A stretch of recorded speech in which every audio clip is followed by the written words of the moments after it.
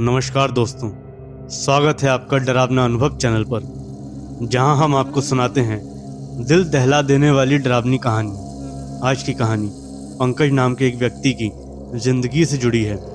पंकज ने ये खौफनाक घटना अपने दादा दादी के गांव में अनुभव की थी।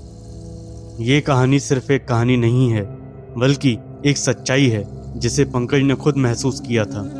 तो चलिए आज हम आपको ले चलते हैं उस खौफनाक रात की ओर जिसने पंकज और उसके दोस्तों के रूह तक को हिला कर रख दिया था।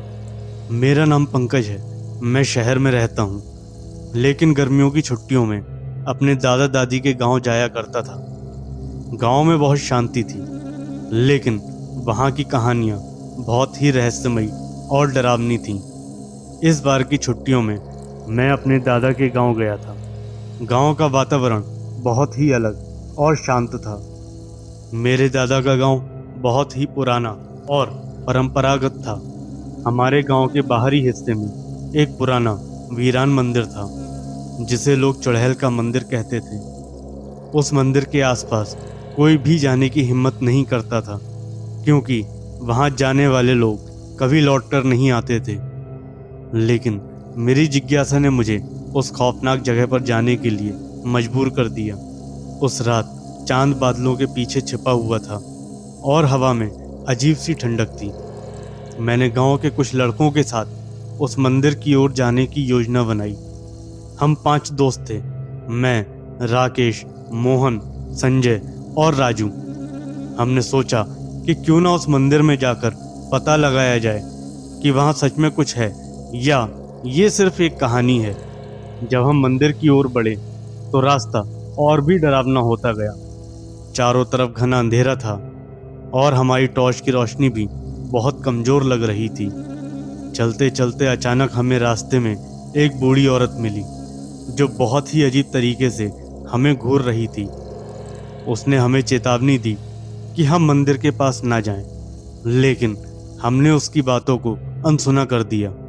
जैसे ही हम मंदिर के पास पहुंचे, हमें लगा कि दरवाजे के पीछे से किसी के चलने की आवाज़ आ रही है, लेकिन जैसे ही हमने दरवाज़ा खोला, वहाँ कुछ भी नहीं था।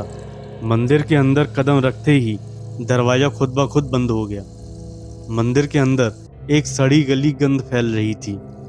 दीवारों पर पुराने खून के धब्बे थे और फर्श पर टूटे फूटे हड्डियों के टुकड़े बिखरे हुए थे। जैसे ही हम आगे बढ़े, दीवारों पर अजीब अजीब आकृतियाँ दिखने लगीं। ये आकृतियाँ धीरे धीरे हमारी ओर बढ़ने लगीं। हमने मंदिर के बीच में एक पुरानी लकड़ी की चौकी देखी, जिस पर कुछ धूल से ढका हुआ था। जैसे ही हमने चौकी पर रखी वस्तु को साफ किया, वहां एक पुरानी खून से सनी हुई गुड़िया मिली।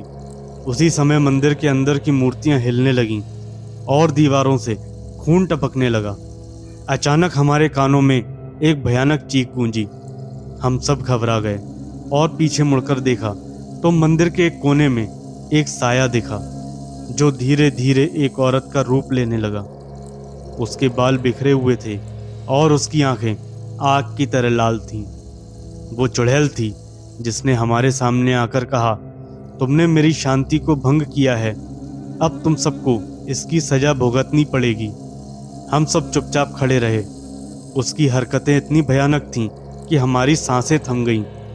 चुड़ैल ने अचानक हमारे चारों ओर घूमना शुरू कर दिया और उसकी हंसी हमारे दिलों में दहशत पैदा कर रही थी। उसकी आंखें हर समय हमें घूर रही थीं, जैसे कि वह हमारी आत्माओं को चूसने वाली हो।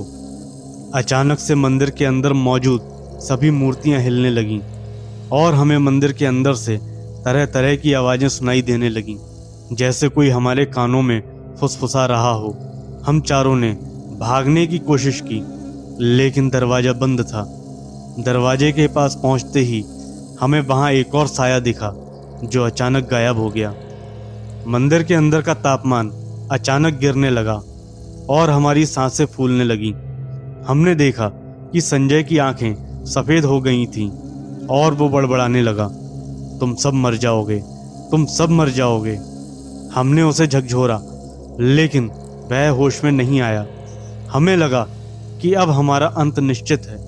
हमने हिम्मत जुटाकर दरवाज़ा खोलने की कोशिश की, लेकिन दरवाज़ा अपनी जगह से हिला भी नहीं।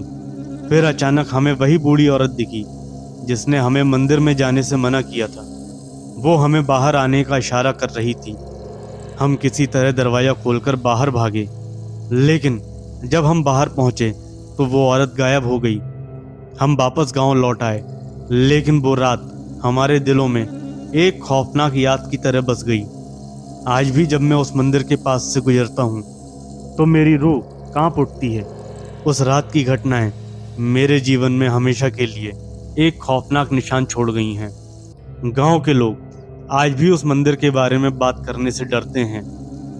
उस रात की घटना के बाद हमें समझ आ गया कि कुछ जगहें ऐसी होती हैं जहां इंसानों का जाना मना होता है। हमें कभी भी उन जगहों की शांति भंग नहीं करनी चाहिए, वरना परिणाम बहुत ही भयानक हो सकते हैं। दोस्तों, अगर आपको ये कहानी पसंद आई हो तो इसे लाइक और शेयर करें। ऐसे और भी डरावने किस्से सुनने के लिए हमारे चैनल को सब्सक्राइब करें।